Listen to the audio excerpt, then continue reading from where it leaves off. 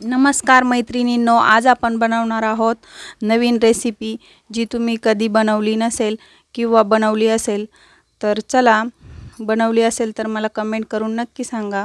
आजची रेसिपी आपण खूप छान प्रकारे बनवणार आहोत आणि नवीन आहे। चला रेसिपीला लगेच सुरुवात करूया। त्यासाठी मी इथे कढई गरम करायला ठेवलेली आहे। कढई छान गरम झाली की त्यामध्ये आपण तेल टाकणार आहोत। तेल छान कडकडीत गरम झाल्यानंतर आपण त्यात टाकून घेणार आहोत। तेल छान गरम झाल्यानंतर आपण लगेच त्यामध्ये जिरे टाकून घेणार आहोत। जिरे छान फुलून वरती आले की आपण त्यामध्ये लगेच कढीपत्त्याची पाने टाकणार आहोत।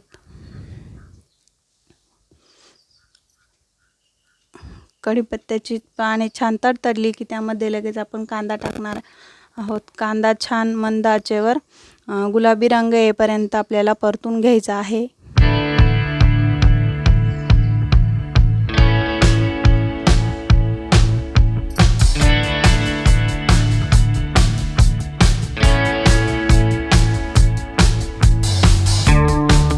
कांदा छान गुलाबी रंग येईपर्यंत परतल्यानंतर आपण त्यामध्ये हळद पावडर, धना पावडर आणि मिरची पावडर टाकून छान मिक्स करून घेणार आहोत।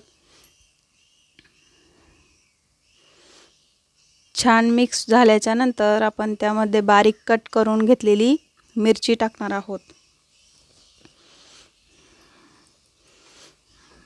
मिरची छान मिक्स करून घेणार आहोत।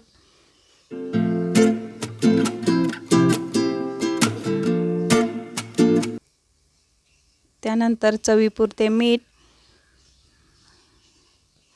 आणि इथं मी थोडंसं पाणी टाकून घेणार आहे मिरची छान शिजण्यासाठी आणि 2 मिनिटं अशीच वाफवून घेणार आहे।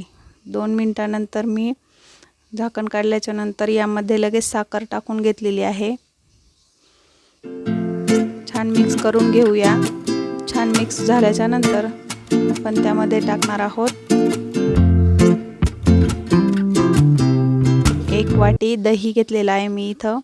यामध्ये आपण दही टाकून घेणार आहोत। दही सर्वात शेवटी टाकणार आहोत आपण।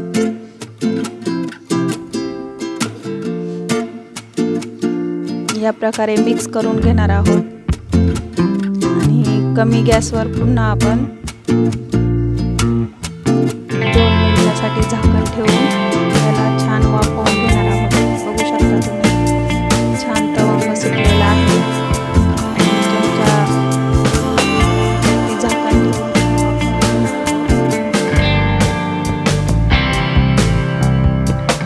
ही मिरचीची भाजी तयार झालेली आहे। बघू शकता तुम्ही छान अशी ही मिरचीची भाजी बनवून तयार आहे। रेसिपी आवडल्यास लाईक, शेअर आणि सबस्क्राईब करा। छान अशी ही मिरचीची भाजी आपली तयार झालेली आहे।